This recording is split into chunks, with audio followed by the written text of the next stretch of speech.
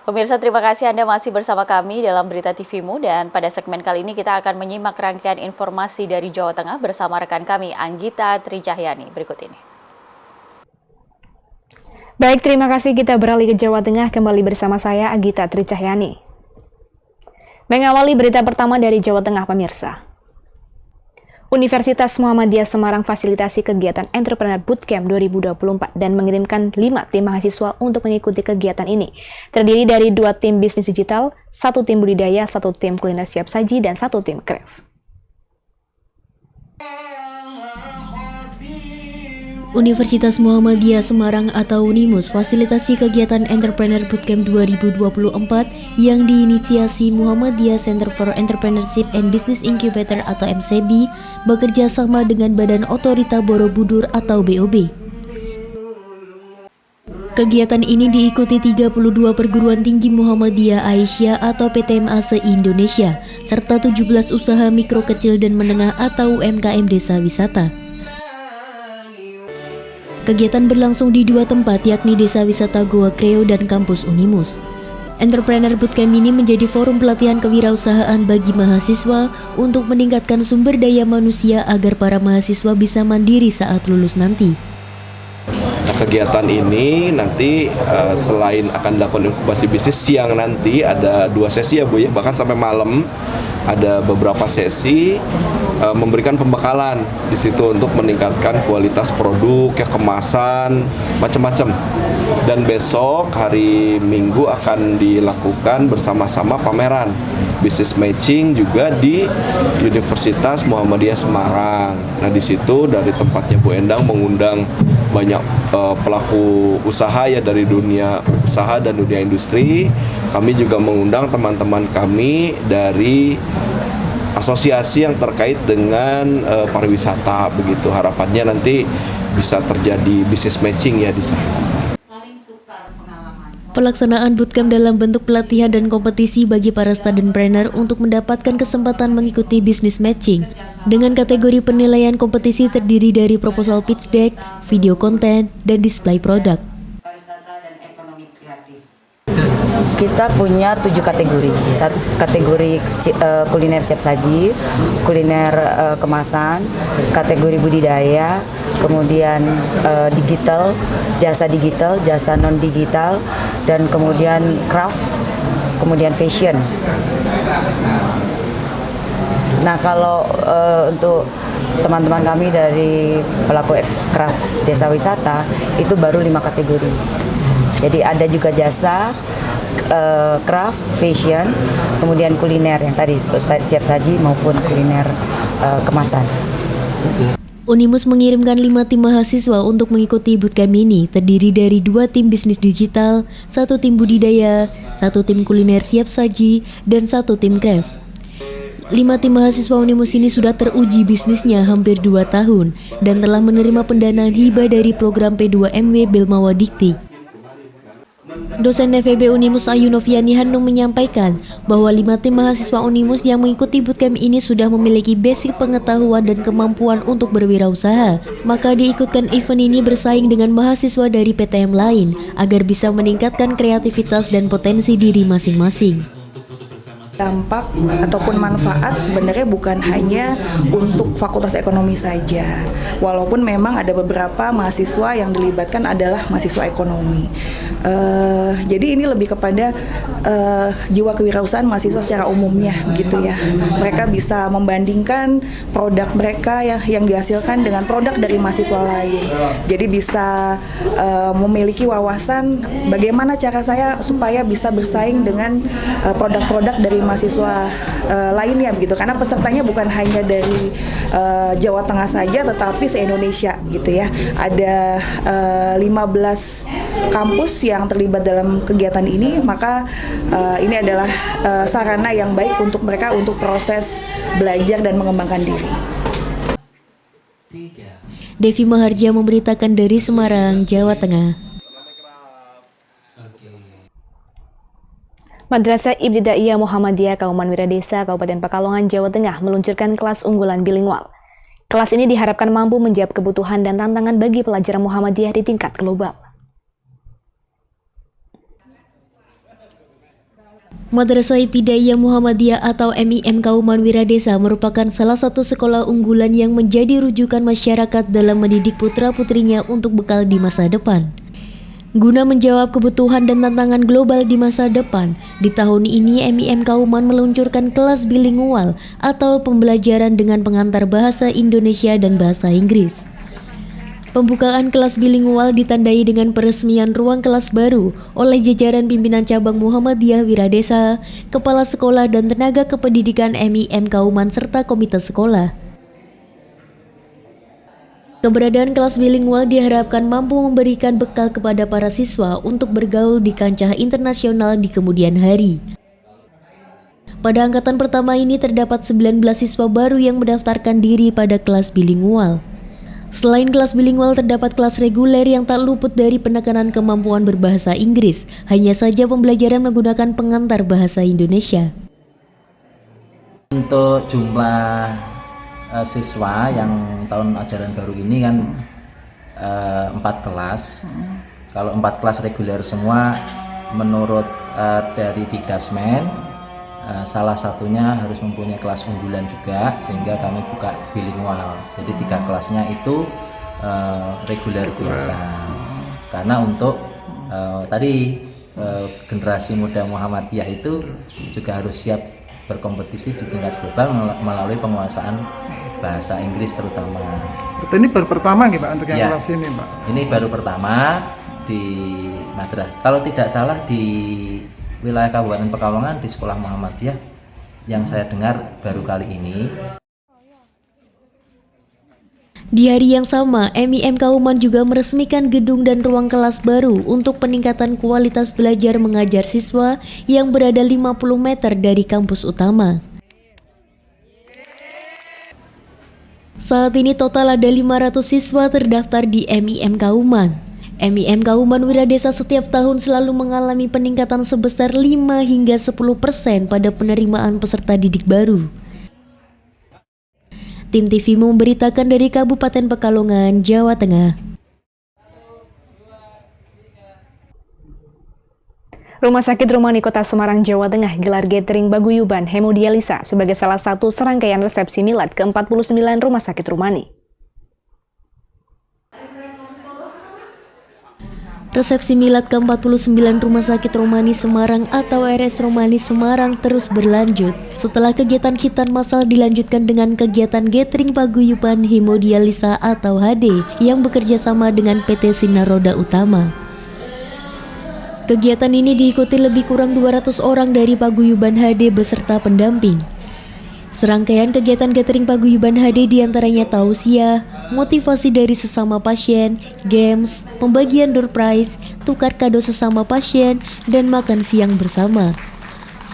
Para peserta terlihat sangat senang ketika bermain games bersama peserta lainnya, dan para peserta juga terlihat akrab dan dekat dengan para perawat RS Rumani. Kegiatan ini dalam rangka mempererat tali silaturahmi antara anggota paguyuban HD yang biasanya para pasien hanya bertemu di hari Senin atau Selasa saja. Namun di gathering ini para pasien hari Senin atau Selasa berkumpul semua. Direktur Pelayanan Medis RS Rumani Sarwoko Utomo menyampaikan bahwa pihak Rumani merasa senang karena bisa akrab dengan pasien HD di Rumani sehingga bisa memberikan informasi dan edukasi dengan cepat.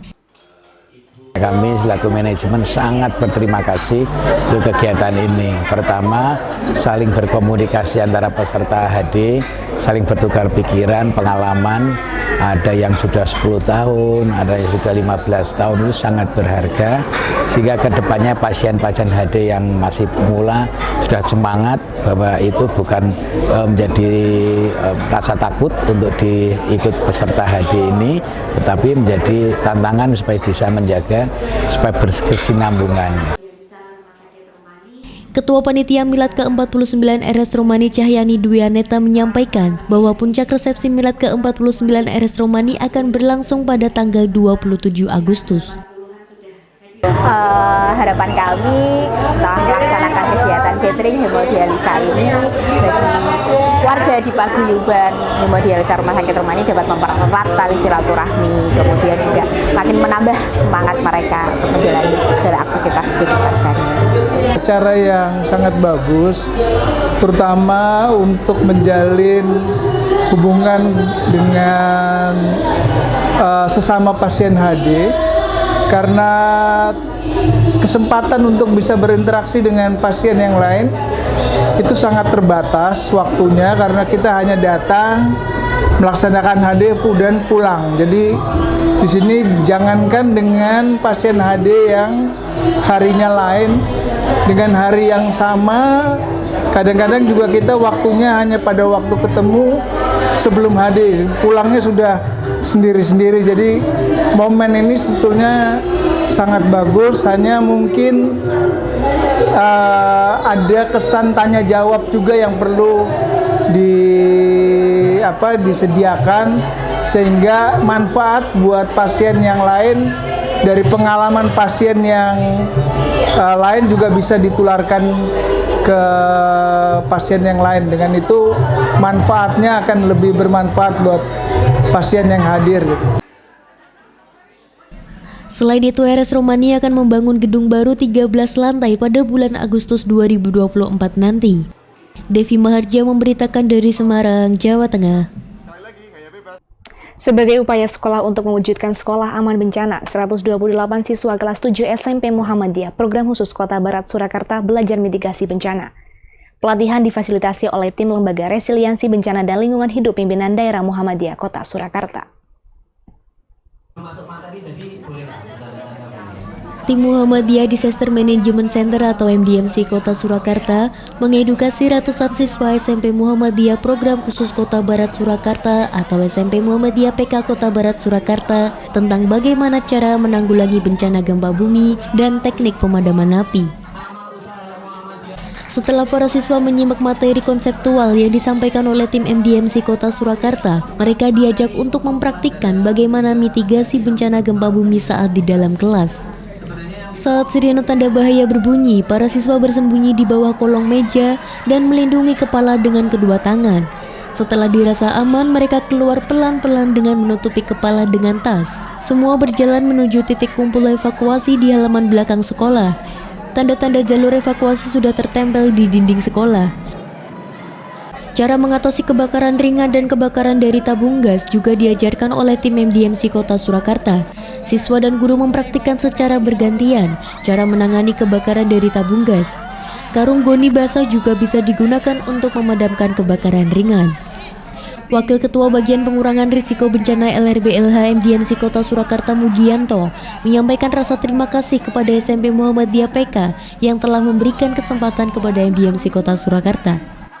Kita tadi memberikan materi yaitu tentang gempa bumi, bagaimana cara kita melakukan penyelamatan, bagaimana kita melakukan evakuasi menuju titik kumpul. Kemudian satu materi tambahan yaitu materi tentang kebencanaan kebakaran, bagaimana kita menangani kebakaran ringan. Kita bisa menggunakan alat pemadam api ringan atau alat pemadam api yang ada di sekitar kita. Jadi insya Allah selama api itu bisa dikendalikan sejak kecil, maka bencana kebakaran yang lebih besar bisa tertangani lebih baik lagi. Selain itu, Kepala SMP Muhammadiyah PK Kota Barat Surakarta Mudiat Moko menyampaikan bahwa sekolah berkomitmen untuk menjadi Satuan Pendidikan Aman Bencana atau SPAB, sehingga terus mengupayakan program-program pendidikan pencegahan dan mitigasi bencana di sekolah. Tak hanya itu, sekolah melengkapi sarana prasarana yang mendukung program SPAB. Ini adalah hari pertama masuk tahun pelajaran 2024-2025. SMP Muhammadiyah PK menyambut siswa baru dengan bergembira dan mengembirakan. 128 siswa baru ini semangat untuk memasuki tahun pelajaran baru dan menjadi bagian dari keluarga besar SMP Muhammadiyah PK. Harapannya anak-anak memiliki karakter profil pelajar berkemajuan, tidak hanya profil pelajar Pancasila tapi profil pelajar berkemajuan seperti cita-cita Kiai Haji Ahmad Dahlan. SMP Muhammadiyah PK jaya jaya jaya. Kedua siswa SMP Muhammadiyah PK, Nareswari Gendis Setiawan dan Naila Zalfa Kalilatama merasa senang mengikuti kegiatan pelatihan penanggulangan bencana di sekolah yang mendapatkan banyak pelajaran tentang bagaimana mengatasi jika ada gempa bumi dan kebakaran. Arianto memberitakan dari kota Surakarta, Jawa Tengah. Pondok Pesantren Darul Arkom Bayan Purworejo siapkan santri tahun ajaran 2024-2025 yang tangguh berakhlakul karimah dengan gelar rangkaian pekan khutbah ta'aruf selama sepekan. Pondok Pesantren Darul Arkom atau PPDA Bayan Purworejo menyiapkan santri tahun ajaran baru 2024-2025 dengan menggelar serangkaian pekan khutbah ta'aruf selama sepekan. Pekan ini digunakan oleh pondok untuk mengenalkan kepada santri baru dan santri lama terkait nilai-nilai kepondokan maupun bersifat umum. Khutbah ta'aruf dibentuk menjadi dua kegiatan, yakni masa pengenalan lingkungan sekolah dan pondok atau MPLSP bagi santri baru dan latihan dasar kepemimpinan atau LDK bagi santri lama. Para santri yang mengikuti MPLSP dan LDK mendapatkan materi yang berbeda-beda sesuai dengan kebutuhan. Namun dari keseluruhan agenda ada yang diikuti oleh seluruh santri, yakni tentang penekanan anti-bullying beserta deklarasi anti-bullying dan kekerasan untuk seluruh guru, karyawan, hingga santri, kedua simulasi kebencanaan, dan terakhir wawasan kebangsaan serta PPB. Agenda ditutup dengan outbound bersama di Pantai Ketawang, Grabak. Direktur PPDA Bayan Ahmad Darusman menyampaikan bahwa agenda ini sebagai ajang pengenalan lebih dalam berkaitan pondok dan hal lainnya dalam menyiapkan santri yang tangguh berakhlakul karimah kepada santri baru kelas 7 sekaligus santri lama kelas 8 hingga kelas 12 tingkat SMP dan SMA. Pekan khutbah ta'aruf ini benar-benar bermanfaat bagi para santri, pada khususnya juga pada seluruh komponen yang ada di Pondok Pesantren Darul ini. Mudah-mudahan bermanfaat dan juga untuk kepentingan masa depan pondok akan menjadi pengembangan.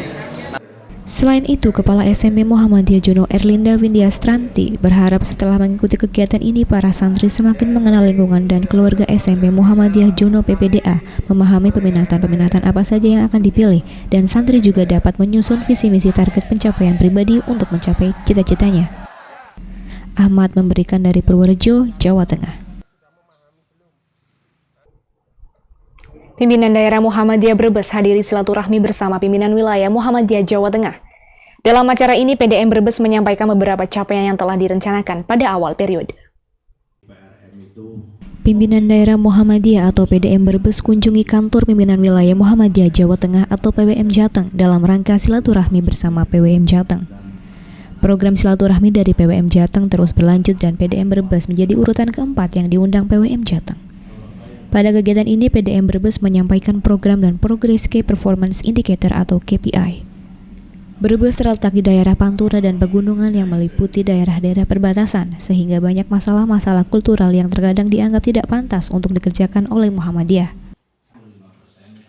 Dengan permasalahan yang telah disampaikan, PDM Brebes mendapatkan solusi yang sangat tepat untuk diterapkan di Brebes dan PWM Jateng, yakni mengembangkan dakwah kultural yang bisa diterima oleh masyarakat dengan tetap mempertahankan akidah. Ketua PDM Brebes Joko Mulyanto menyampaikan dengan beberapa hal yang sudah disampaikan oleh PDM Brebes bisa mendapatkan masukan dari PWM Jateng untuk pengembangan PDM Brebes ke depannya.